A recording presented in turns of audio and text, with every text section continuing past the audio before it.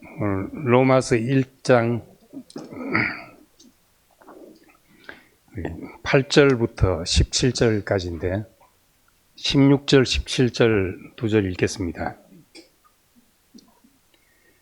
내가 복음을 부끄러워하지 아니하노니 이 복음은 모든 믿는 자에게 구원을 주시는 하나님의 능력이 됨이라.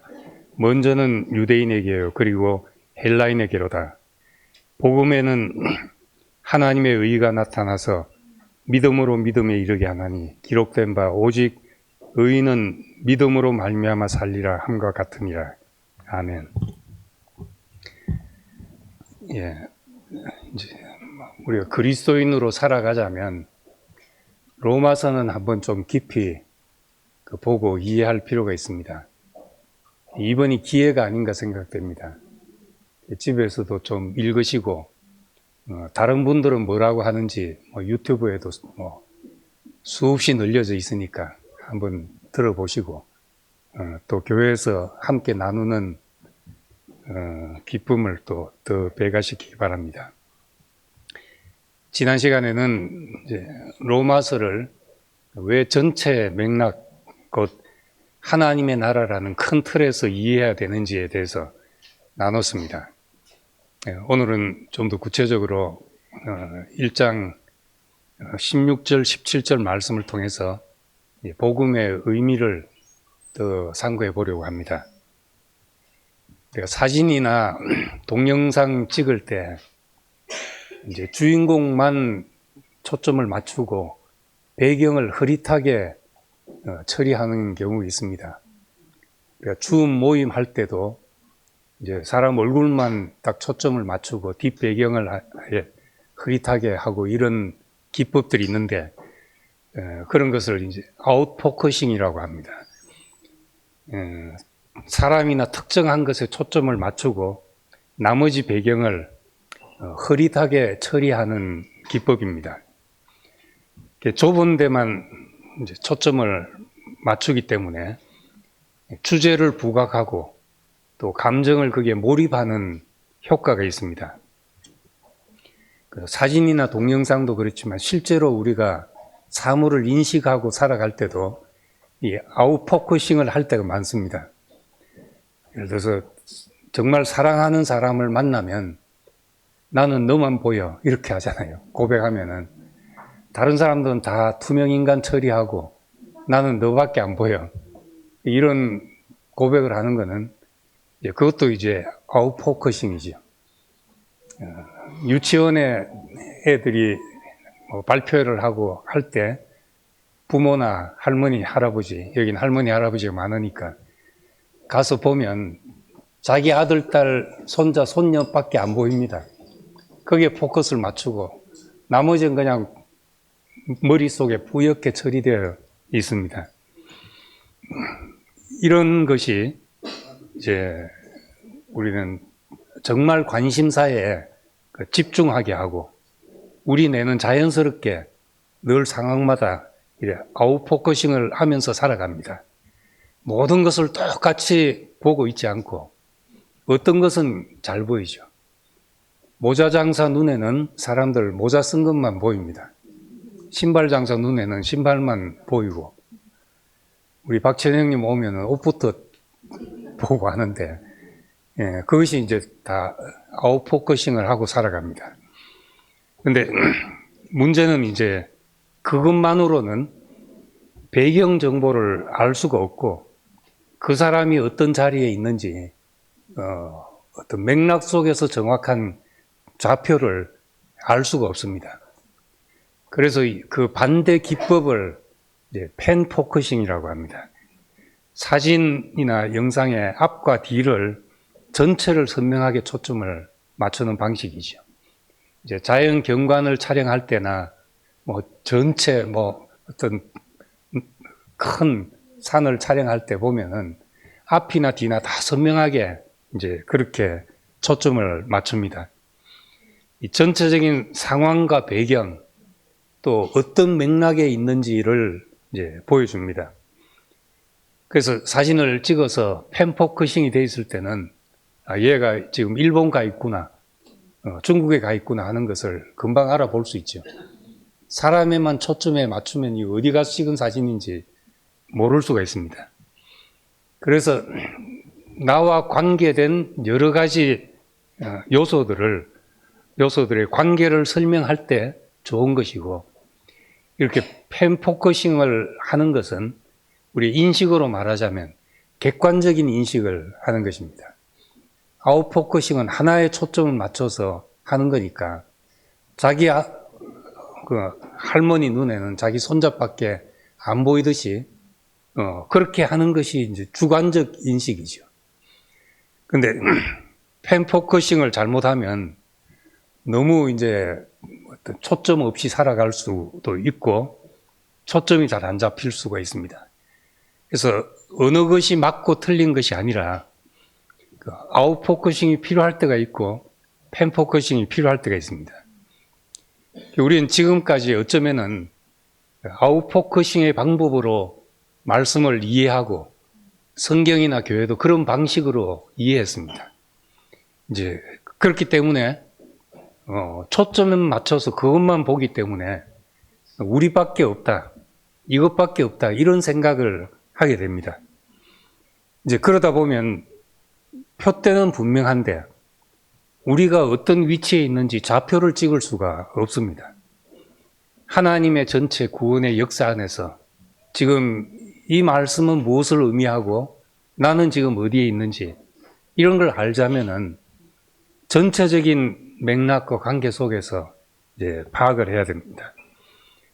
지금은 이제 우리 로마서를 한번 볼 때 그런 맥락에서 하나님의 구원사 안에서 창세기부터 요한계시록까지 하나님의 구원의 목표가 뭔지를 알고 로마서의 하나하나의 언어들을 들여다 봐야 되고, 또 바울은 유대인이었으니까 1세기의 유대인들은 이런 말들을 무슨 의미로 썼는지를 그때 그 당시 사람으로 알아야 되잖아요. 그래서 그렇게 할 때 로마서를 이제 전체 목락에서 보게 됩니다. 그렇게 볼 때 로마서에 담긴 이 복음은 결코 개인적인 구원 문제나 개별적인 덕목에게만 집중하는 그런 메시지가 아니라는 겁니다. 이 복음은 하나님께서 그 백성을 회복하시고 만물을 새롭게 하시는 하나님 나라의 복음입니다. 그래서 이것을 이제 지난 시간 1장 2절 4절에서 말씀했습니다. 복음은 하나님이 선지자들을 통해서 미리 약속하신 것이다.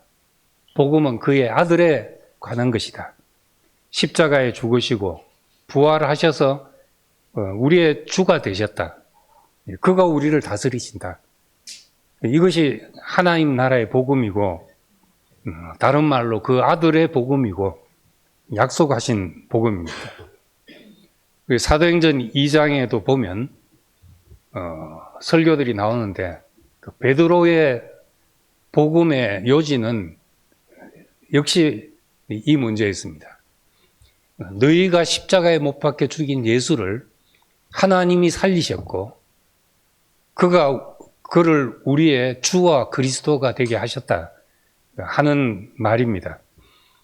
여기 로마서에 있는 말씀과 이제 같은 말이죠. 이것이 복음의 요약이라고 할 수 있습니다.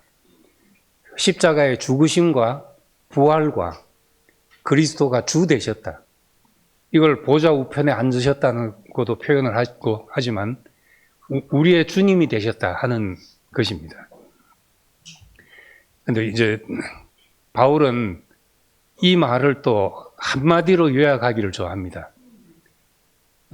과학자들도 대가들은 정말 일생 목표가 모든 자연의 현상들을 하나의 법칙으로 설명할 수 있는 이런 법칙을 발명하는 게 꿈이라고 그래요. 어려운 일이지만은, 어렵고 거의 불가능한 일이지만은, 만류 인력의 법칙하는 것도 모든 물질 현상들을 그것으로 거의 설명이 됐죠.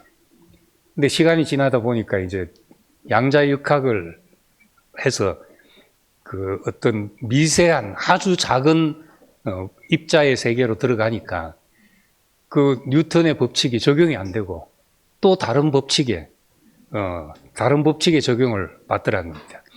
하나로 통일되는 건 힘든데 한마디로 하면은 뭐라고 할 수 있냐? 우리는 그런 말을 하고 싶잖아요. 바울은 이제 그것을 십자가로 요약을 했습니다.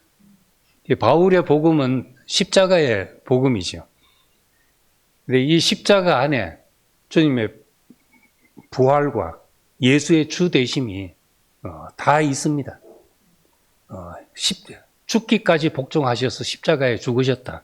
그를 하나님이 다시 살리시고 보좌 우편에 올리셔서 모든 무릎을 그에게 꿇게 하셨다.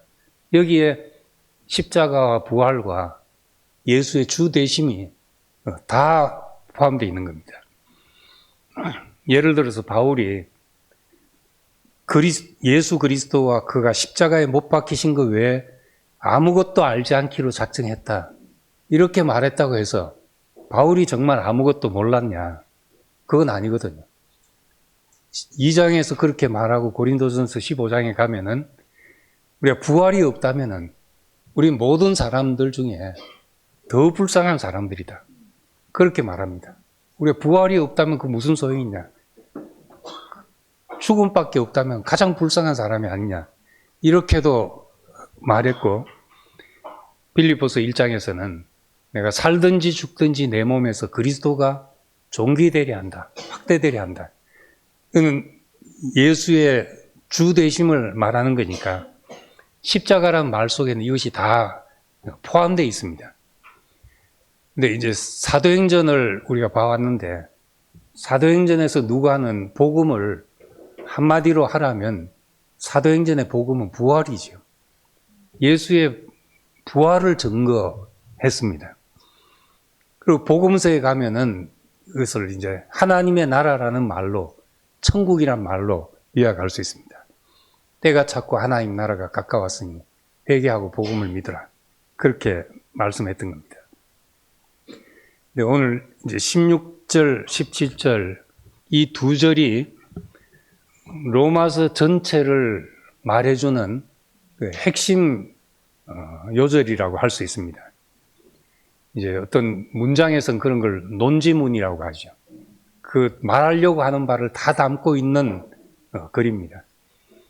법원에서 재판할 때는 법리를 한참 설명하고 끝에 가서 주문하고 피고는 어쩌고 저쩌고 하고 합니다. 그 결론이죠, 결론. 결론과 같은 이제 법의 판결로 하면 주문과 같고 이 긴 설명의 글로 하자면은 메시지가 다 담겨 있는 논지문이라고 그렇게 할 수 있습니다. 그래서 이 구절 속에 복음, 믿음, 구원, 하나님의 능력, 하나님의 의 등 중요한 말들이 다 이 짧은 구절 안에 중요한 단어들이 다 담겨져 있습니다. 근데 이 말을 우리가 다 아는 말이잖아요. 복음 하면은 한두 번 들어봤습니까? 믿음, 구원, 하나님의 의 다 아는 말인데 이 말들을 이제 성경의 맥락에서 다시 이해하는 것이 필요합니다. 이걸 다 아는 말이라고 생각하면은 이제 앞으로 말씀이 어렵다고 생각이 될 것이고 내가 아무것도 모른다고 생각하고 들어보면은 조금 이제 알아지는 것이 있을 것으로 생각합니다. 이 단어를 바울은 무슨 뜻으로 썼는지를 이제 봐야 되잖아요. 우리 드라마 폭삭 속았수다 나와가지고 저 같은 사람도 봤으니까 웬만한 사람들 다 보겠죠. 근데 이제 폭삭 속았수다 하니까 경상도 사람들은 사기당했나 이렇게 듣는단 말이죠. 근데 사기당했단 말이 아니고 경상도 말로 하면 욕받습니다 이런 말입니다. 욕받습니다. 근데 욕받습니다 하면 전라도 사람들은 이 뭐 수치를 당한 걸로 생각을 하잖아요. 그 말을 한 사람이 무슨 뜻으로 했는지를 알아야지 이 말을 알아들을 수가 있습니다. 1세기 바울은 유대인이었습니다. 유대인이었고 유대인들은 이런 말들을 자기들대로 써왔죠.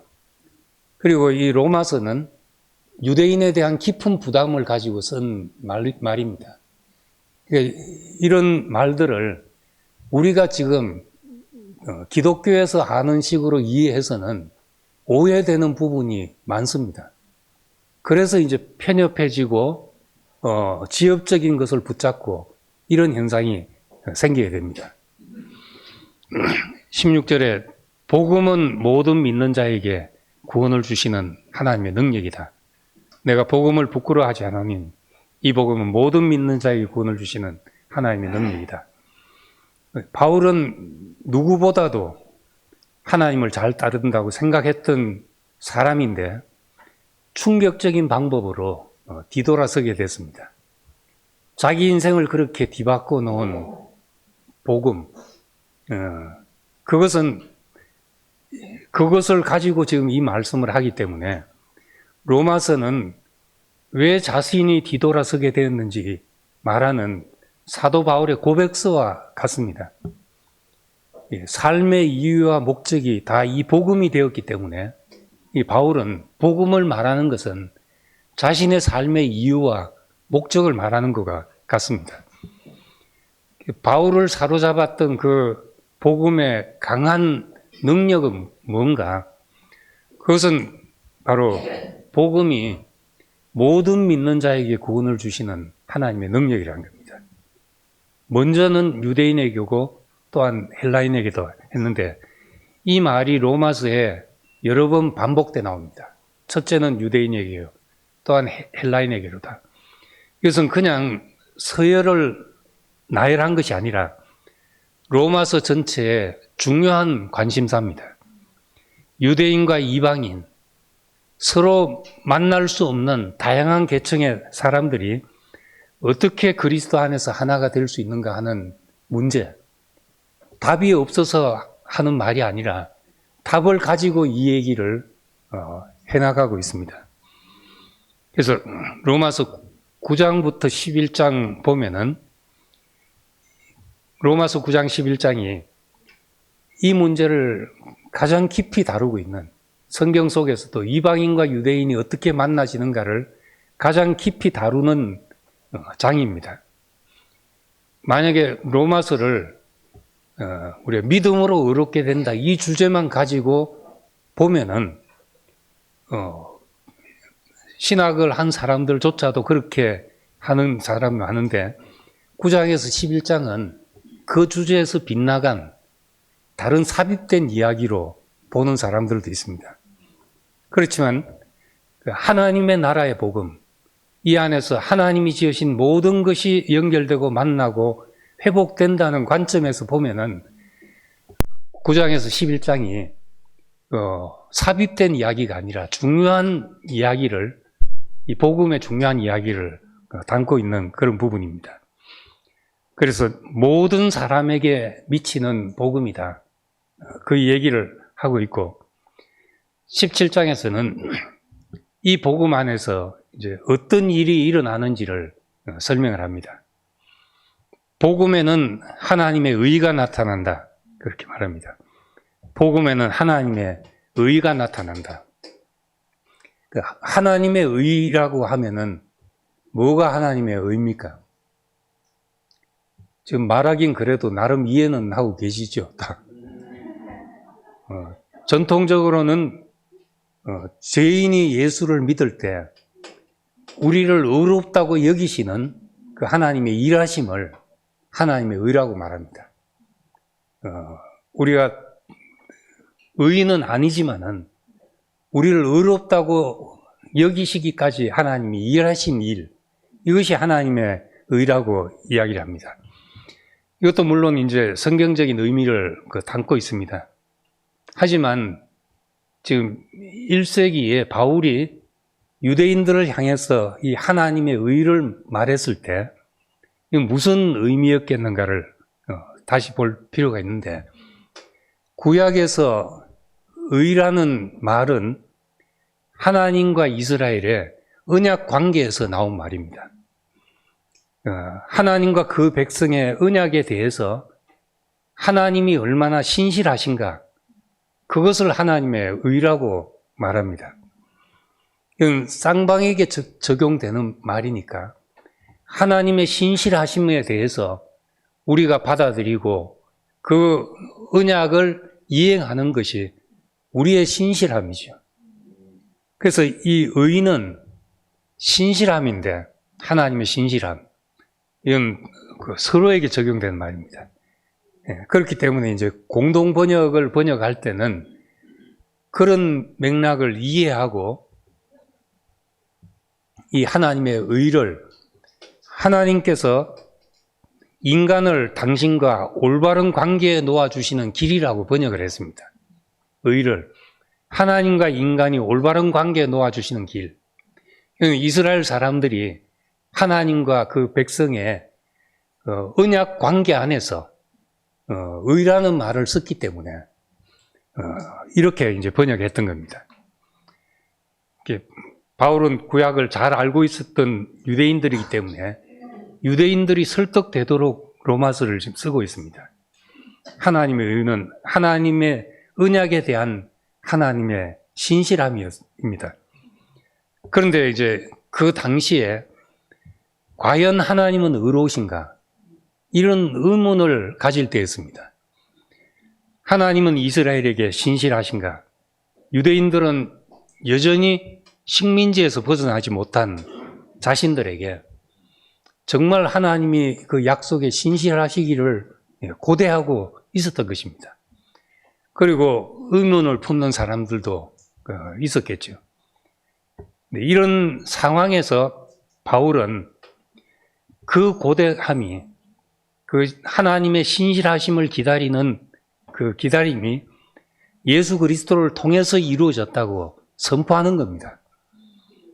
그래서 예수의 죽으심과 다시 사심과 주 되심을 통해서 이제 우리가 지금 제국의 식민지로 압제받고 있는 이 문제가 아니라 더 근원적으로 인간이 사탄의 지배 아래 있고 죄의 지배 아래 있었는데 더 이상 그 지배를 받지 않고 하나님의 나라의 통치 안으로 들어오게 됐다. 우리가 예수를 주님으로 그의 다스림 안에 들어오게 될 때 우린 그 죄와 사탄의 압제에서 벗어나는 참된 해방을 누리게 된다는 말입니다. 이것이 이제 바울이 이스라엘의 회복을 기대하는 사람들에게 선포한 것이죠. 제자들도 마찬가지고. 이 예수 그리스도가 바로 하나님의 의였다는 겁니다. 하나님의 신실하심이었다는 거죠. 그래서 이 신실하심에 대해서 그 다음에 하나님의 의가 나타나서 믿음으로 믿음에 이르게 한다고 했습니다. 믿음이란 말도 믿음이 뭡니까 물으면 뭐 속으로만 대답하셔도 되지만 다 대답이 안 있겠습니까? 전통적인 우리가 일반적인 믿음의 개념은 예수의 죽으심이 나를 위한 죽음으로 받아들이고 주라고 고백하는 것입니다. 저 죽음이 나를 위해 죽으셨구나. 그리고 예수님이 나의 주가 되셨다. 이렇게 고백하는 것을 우리가 믿음이라고 합니다. 그런데 구약에서 믿음은 하나님 언약의 신실하심, 약속을 지키심, 이것을 받아들이는 것이 이제 우리의 믿음입니다. 믿음은 하나님과의 관계에서 신실하다는 뜻이죠. 그래서 뒤에 이제 하박국 2장 4절에 있는 말씀, 오직 의인은 믿음으로 말미암아 살리라 하는 말을 하고 있습니다. 근데 여기서 믿음으로 믿음에 이르게 한다 했는데 이 앞에 믿음은 뭐고 뒤에 믿음은 뭡니까? 복음에는 하나님의 의가 나타나서 믿음으로 믿음에 이르게 한다.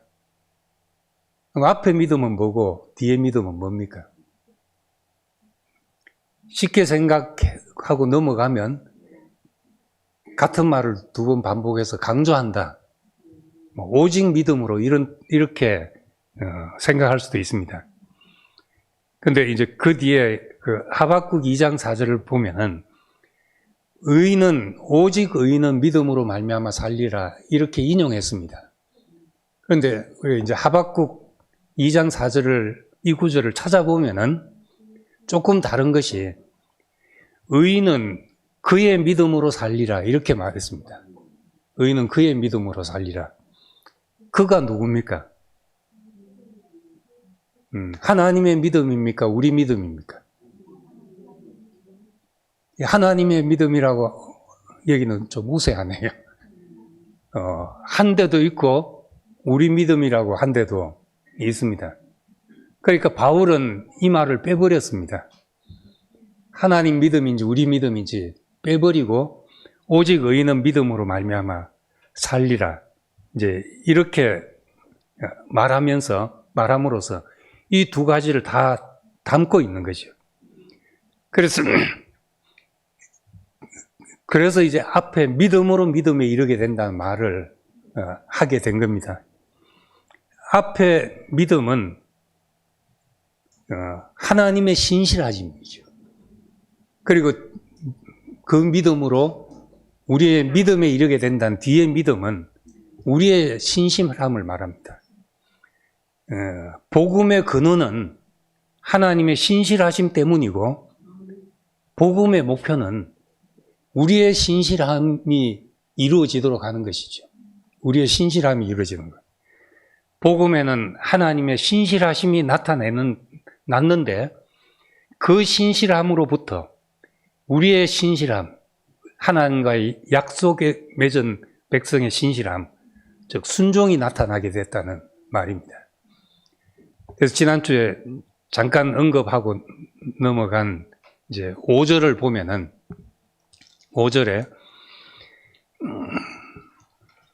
그로 말미암아 우리가 은혜와 사도직분을 받아 그의 이름을 위하여 모든 이방인 중에서 믿어 순종케 한다 했습니다. 그 믿는 건 뭔고 또 순종은 뭐냐? 그 믿으면 당연히 순종의 결과가 온다고 이제 말할 수 있지만은 실제로 믿습니다 하는 사람에게 이 순종의 결과가 쉽게 따라오냐? 그렇지 못하거든요. 근데 여기서 왜 믿어 순종하게 한다고 말했는가? 원래는 믿어 순종이라고 지금 번역되어 있는데 원래 말은 믿음의 순종입니다. 믿음과 순종을 지난주에도 말했지만 같은 뜻의 반복 형태로 성경에서 아주 자주 쓰는 같은 뜻의 반복 형태로 이렇게 표현하고 있습니다. 믿음과 순종을 동의어처럼 쓰고 있습니다. 믿는다는 것은 단지 나를 위해 죽어주셨다는 걸 믿는 게 아니라 그의 죽으심과 부활과 그로 말미암아 그가 우리의 주가 되셨다. 그가 우리를 다스리신다. 나는 그의 나라의 백성이 되어서 그의 통치 아래에 있다는 것까지 말하고 있는 거죠. 그래서 히브리서 빌립보서 2장에 죽기까지 걱정한 그분을 지극히 높이 올리시고 모든 무릎을 그 발 아래 꿇게 하셨다. 모든 사람이 거기에 순종하게 하셨다는 말을 하고 있습니다. 로마서 끝에 16장 26절에서도 모든 민족이 믿어 순종하게 하시려고 이 말을 다시 쓰고 있습니다. 믿음의 순종을 하게 하시려고. 그러니까 믿는다는 말이 단순히 나를 위해 죽어주셨다는 이제 지적인 고백과 동의를 넘어서서 예수의 주 되심을 그가 내 인생을 다스리신다는 것을 믿고 순종하는 것을 말하는 겁니다. 그래서 나는 죽고 그리스도만 이것이 다른 말로 하면 믿는 것이죠. 그것이 순종이라고 말하면 또 행위나 율법으로 치부하기가 쉽습니다. 그런데 예수를 믿는다는 것이 그가 나의 주님이 되셨다는 것을 믿는 것입니다. 그러니까 죄의 지배 아래 있다가 예수의 통치 안으로 옮겨가는 것이죠.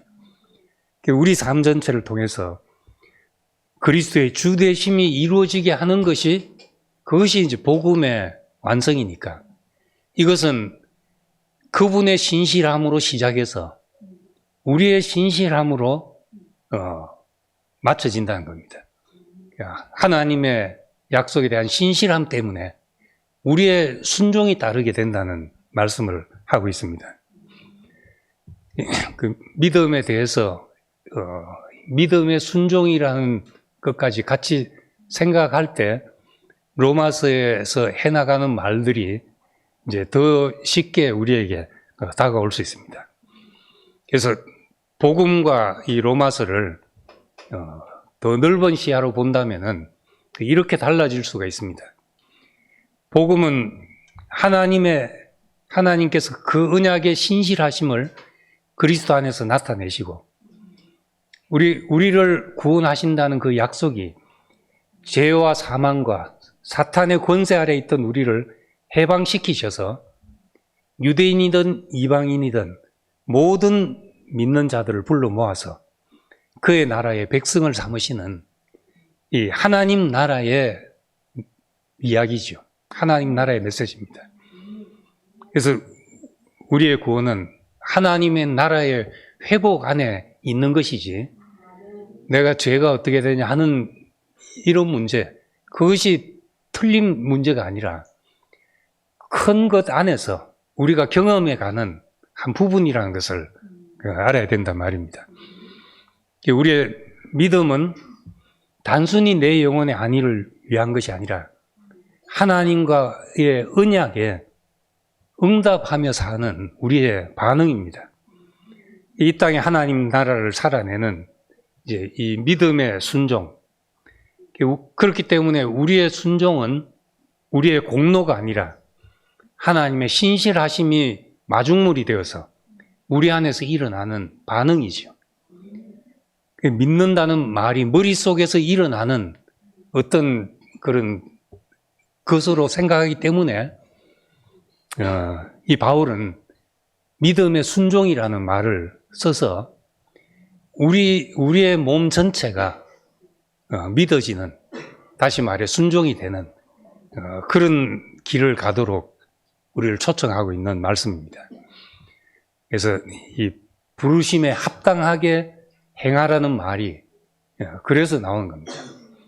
이스라엘 백성들이 이 율법을 지키는 것은 그 율법을 지켜서 구원받고 율법을 안 지키면 구원 못 받고 이런 수준의 이야기가 아니고 유대인들도 이미 하나님의 택하심으로 하나님과 언약 맺은 하나님의 백성이 되었는데 그 백성으로서 신실하게 살자니까 율법을 지킨다는 이 하나님의 백성의 정체성이었던 거죠.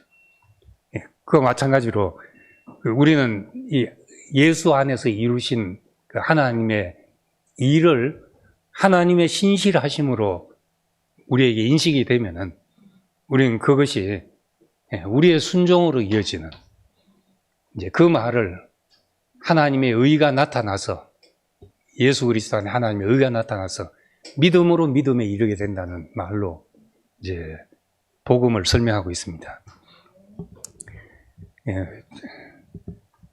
이런 것들을 다시 이야기하려니까 복잡하게 들릴 수도 있는데 어쨌든 로마서를 그리고 나면 하나님이 우리를 정말 여기까지 인도하셨구나.